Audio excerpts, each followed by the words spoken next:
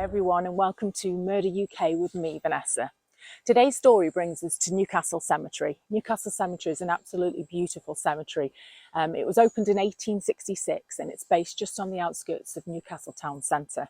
And if you just want to take a look around the cemetery, you can see the lovely chapel to the left there, all the lovely old headstones, and the new section is just based over there on your right. A lot of wildlife, very, very beautiful. So today we're visiting the grave of 52-year-old Mary Walton, who was brutally murdered by her husband's younger lover. So, shall we get on with the story?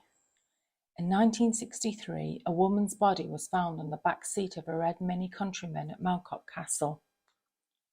52-year-old Mary Walton was a home help supervisor with Staffordshire County Council and was married to 51-year-old Frank Walton, a company director and successful businessman in Hanley. They had been married for 23 years and lived in the Westlands and Newcastle-under-Lyme. Their marriage seemed to have been reasonably happy until later in their marriage when Frank started singing for a local choir. This is when Frank met 34-year-old Gwen Massey, a beautiful young Sunday school teacher who was also a keen singer and won numerous prizes, even winning top prize in a music concert in Blackpool.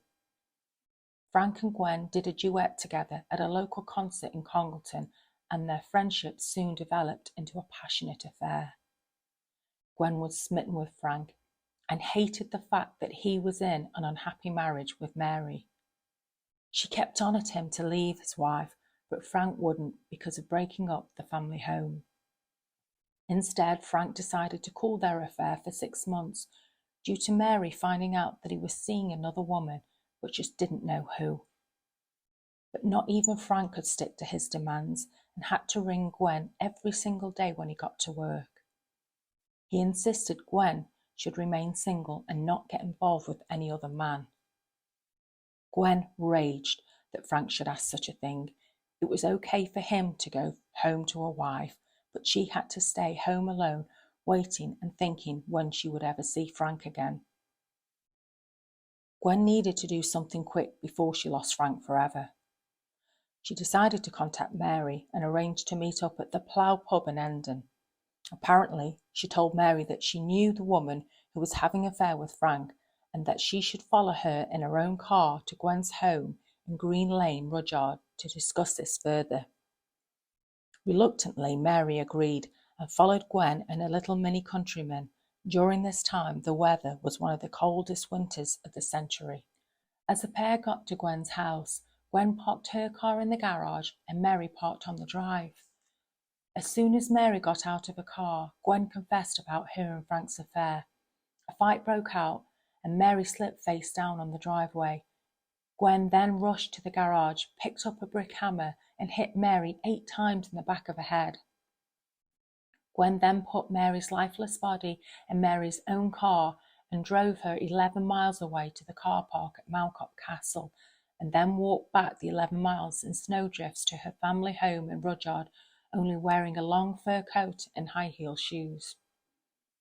A couple of witnesses spotted Gwen walking through the back lanes and thought it was strange for someone to be wearing that attire in such bad weather. The following morning, Mr. Reuben Austin, a local bus driver, noticed the Mini parked up with the headlights still on and thought that somebody had probably broken down due to the bad weather and carried on. But a few hours later, as Mr. Austin was coming back up the lane, he saw that the Mini was still there, so he decided to pull over and take a look.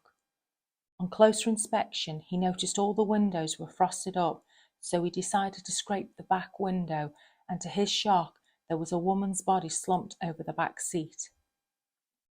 Police were called, and this was the start of a major murder inquiry.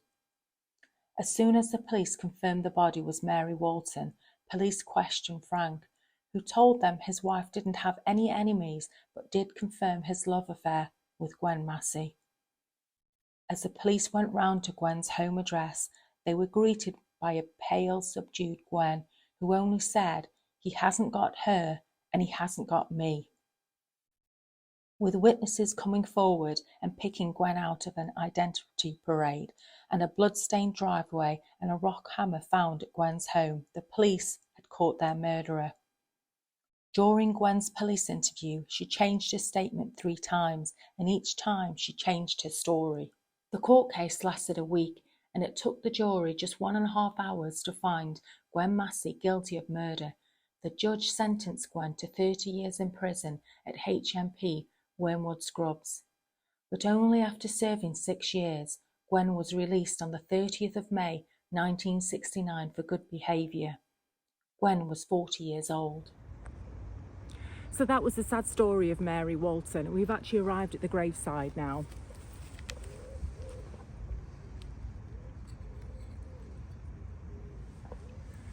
So if we just read the headstone, it reads, "In loving memory of Mary Elizabeth Walton, died February the 8th, 1963, aged 52 years. And according to the cemetery records, her husband Frank is also buried here with her." God bless you, Mary. So if you found today's murder story interesting and you'd like to hear more murder stories, stay tuned with me, Vanessa. Take care, stay safe, bye for now.